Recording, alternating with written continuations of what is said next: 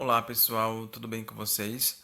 Então, gente, hoje daremos início ao terceiro bimestre, porém, antes de iniciarmos o caderno 3, iremos concluir o caderno 2, mais precisamente a unidade 4 que fala sobre os povos pré-colombianos, certo? Então, gente, os povos pré-colombianos, né, eram os povos, né, que viviam aqui na América antes da chegada dos europeus, né, ou antes aí da chegada de Cristóvão Colombo, certo?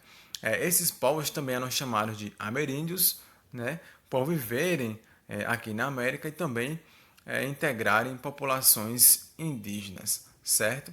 Então, pessoal, aqui tem um mapa no qual destaca as áreas pré-colombianas da América, que eram formadas basicamente, né, por três povos muito importantes, que foram os Incas, os Maias e os Astecas, certo?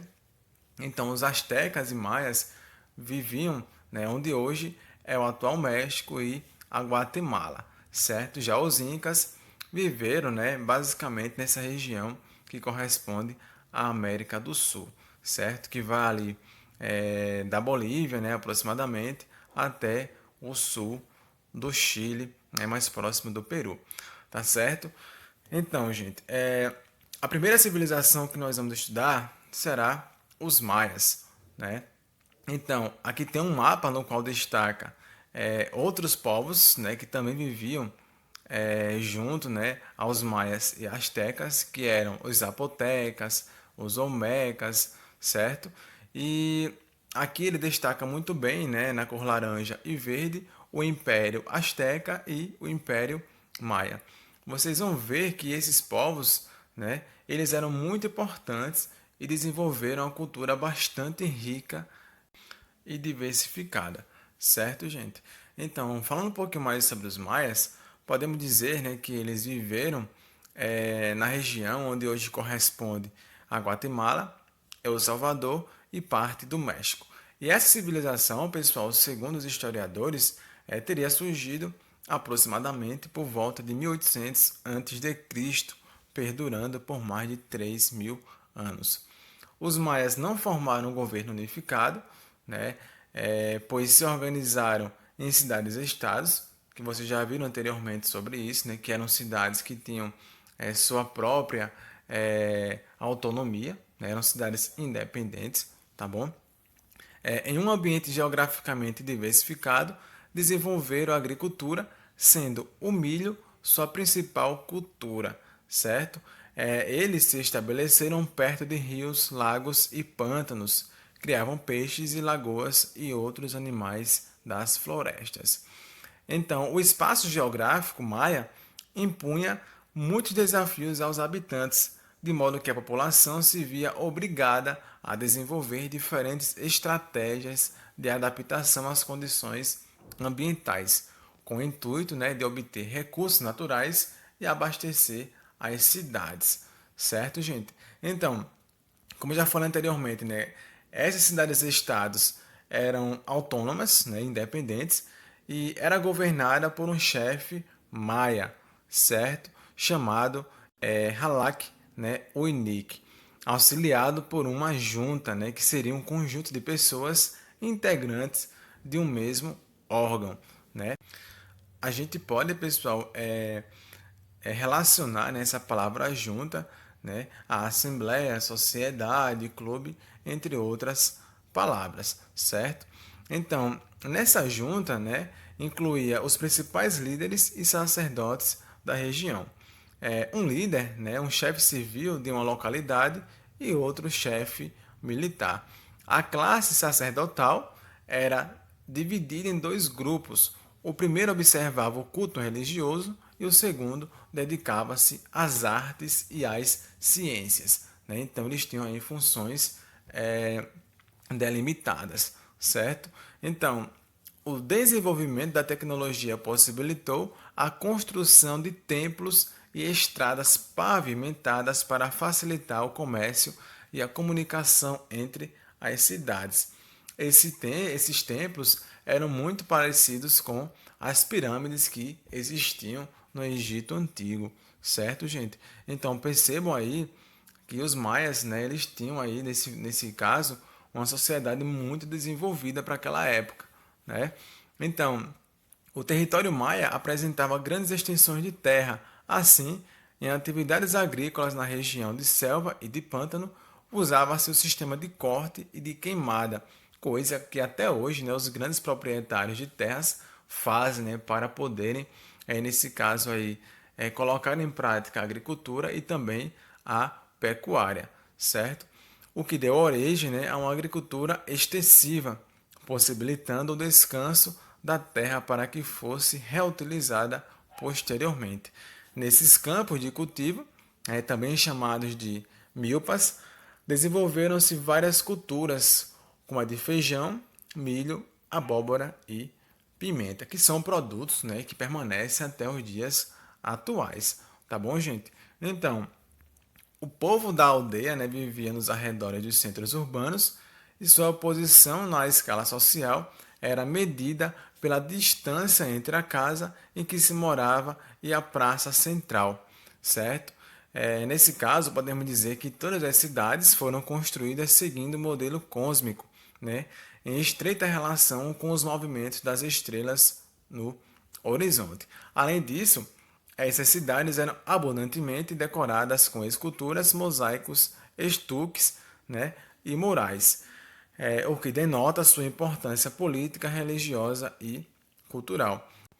Esses povos, pessoal, eles se assemelham muito, né, com os primeiros, né, ou melhor, com as primeiras civilizações que surgiram no mundo, né, que foram a civilização mesopotâmica e a egípcia, né? Então, da mesma forma, né, nos centros urbanos, alguns desses bens circulavam entre as elites, né, que era a classe dominante, as pessoas que tinham um maior poder aquisitivo, né, como esculturas de pedra semi-preciosas, enfeites de pena, roupas de algodão finas, ornamentos de conchas e cerâmicas de luxo.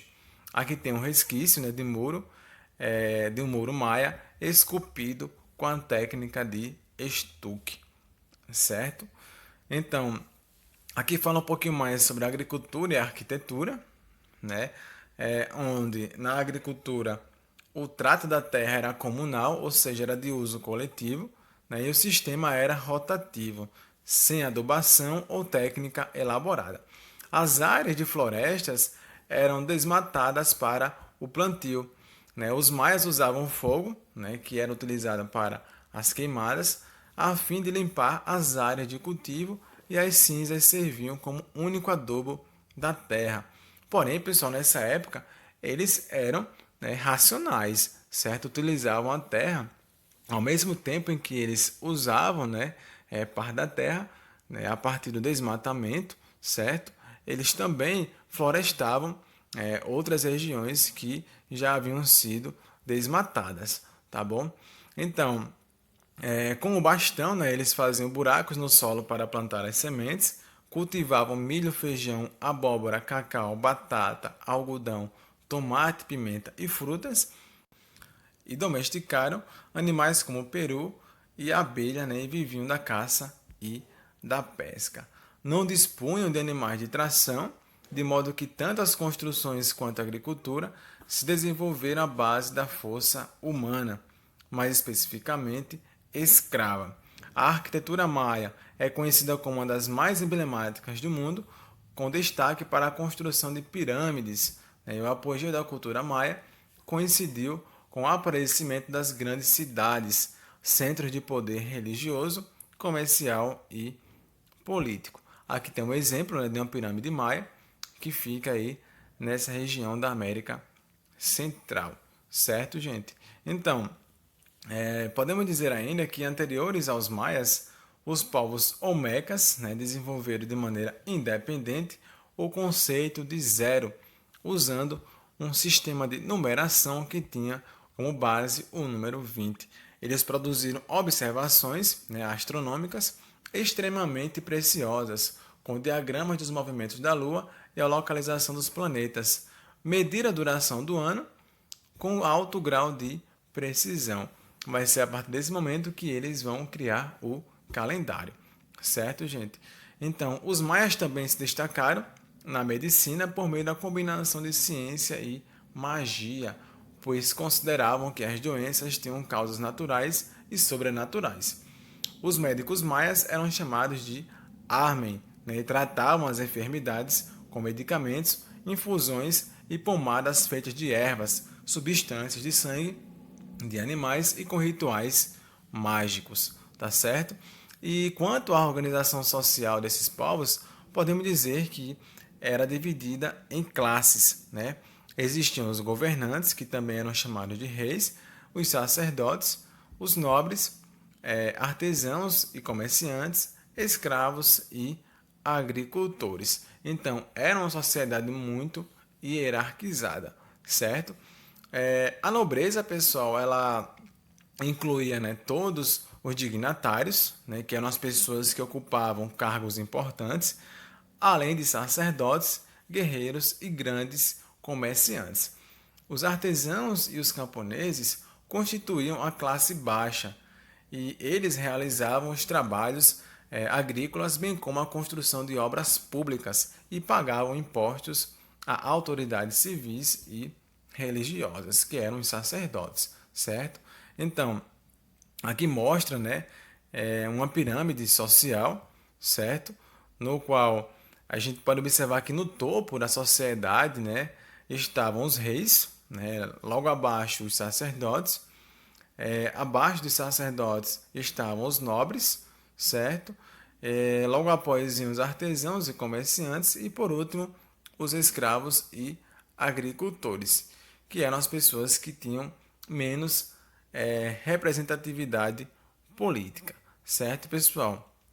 Então, quanto à religião, era politeísta, né? Era uma religião que acreditava na existência de vários deuses, né? Que estavam ligados à natureza e seus rituais estavam relacionados à fertilidade e ao bem-estar em geral.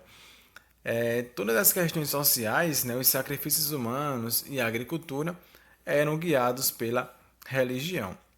Aqui fala um pouquinho mais, né, sobre os maias e destaca a península de Yucatán, né, que começou a sofrer com invasões de outros povos, entre eles os toltecas, certo, gente?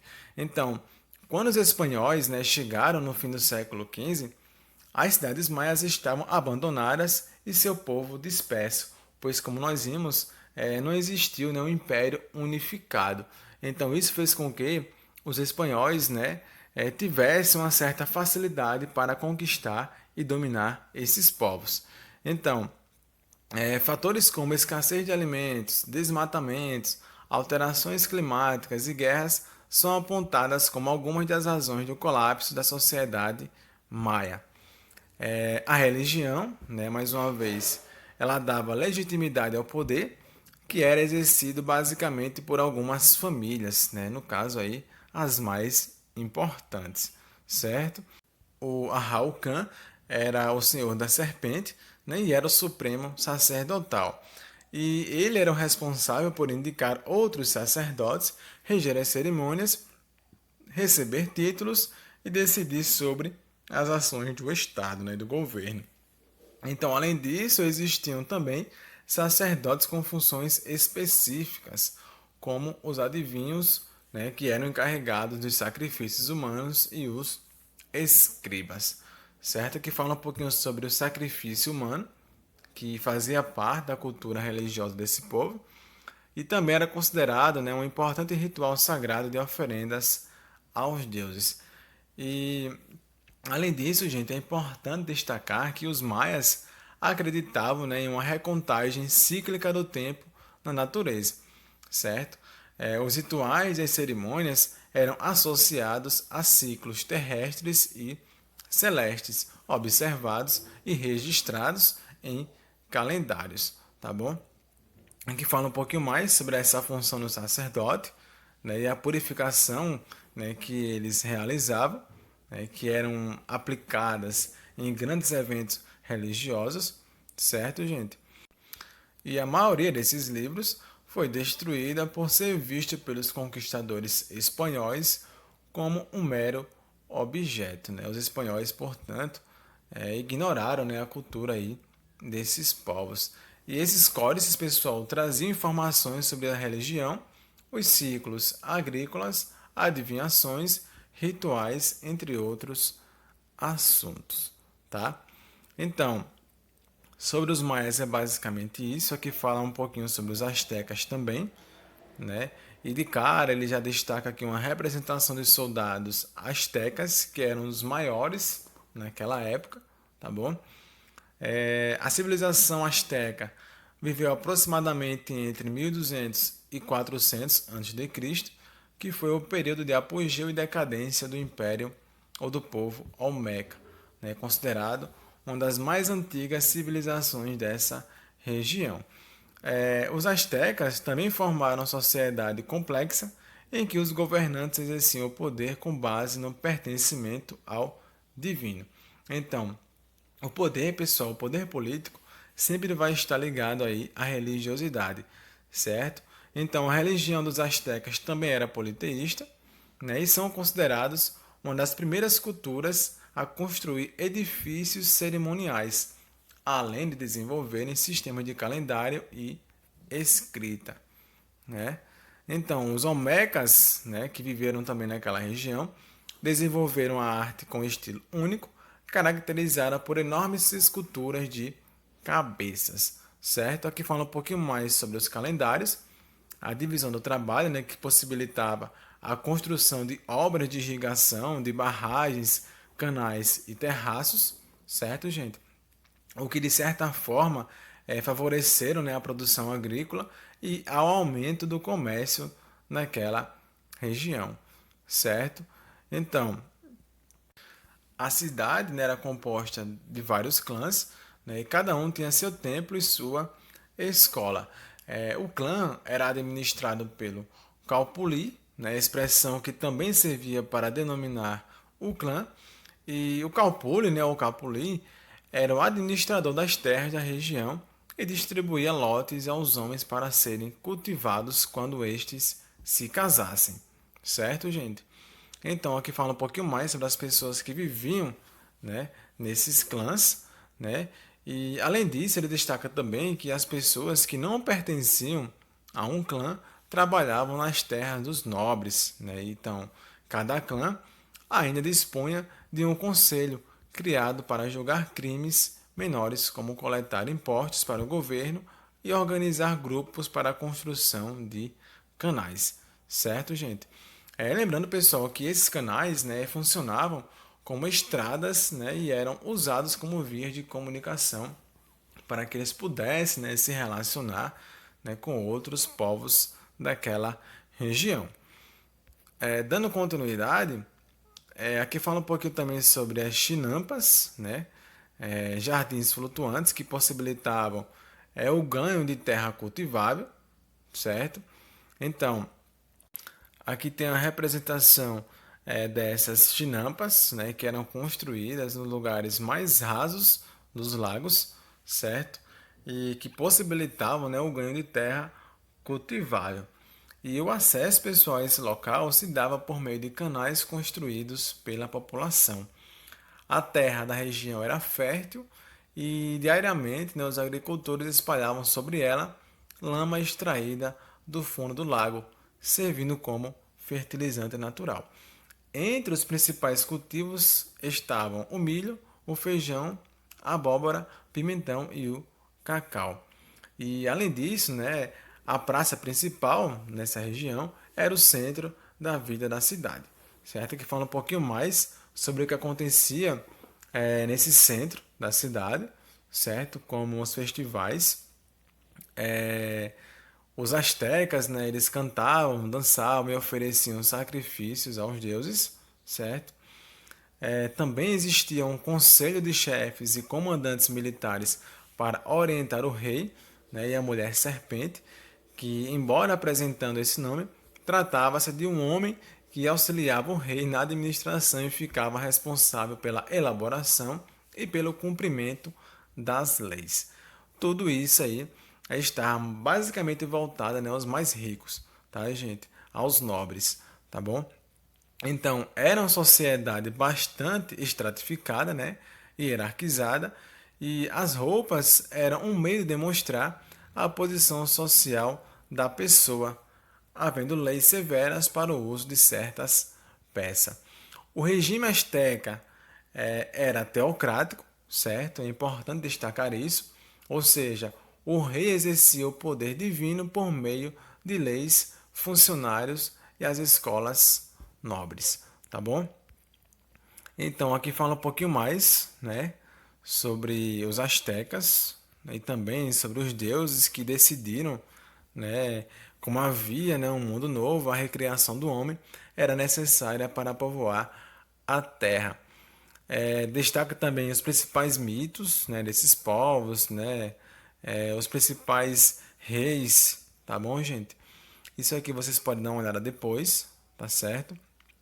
Fala também aqui sobre os guerreiros que viam no sacrifício uma atitude nobre, né, que ocasionaria benefícios à sociedade, tá bom? E os astecas consideravam o mundo um lugar instável em que as colheitas, os homens e até mesmo os deuses estavam ameaçados por catástrofes naturais. Só uma religião dura e severa podia oferecer segurança, né? Isso na visão deles, tá bom, gente? Então,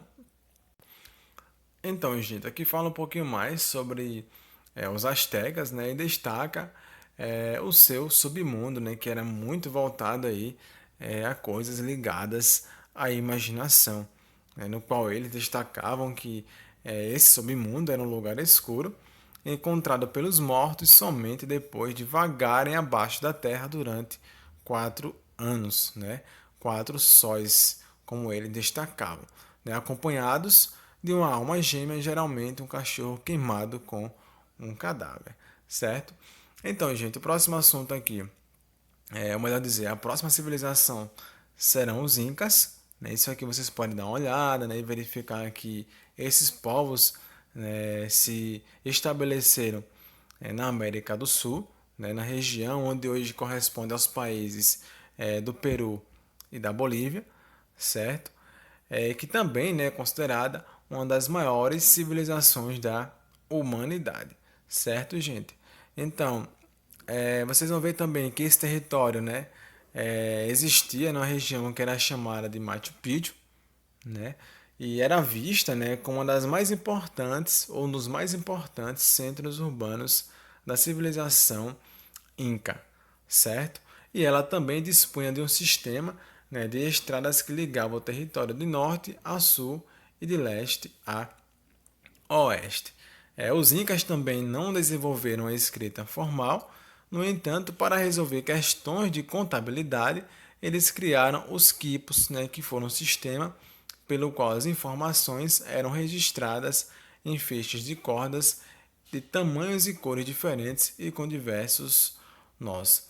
Então, vocês podem ver um pouquinho mais sobre isso aqui, né? Ver um pouquinho mais sobre essa sociedade Inca, né? Sobre a agricultura, a arquitetura, que elas tinham muitas semelhanças, tá certo, gente? Então, é basicamente isso. Na próxima aula a gente dá continuidade e já inicia o material do caderno 3, tá bom? Até a próxima. Tchau.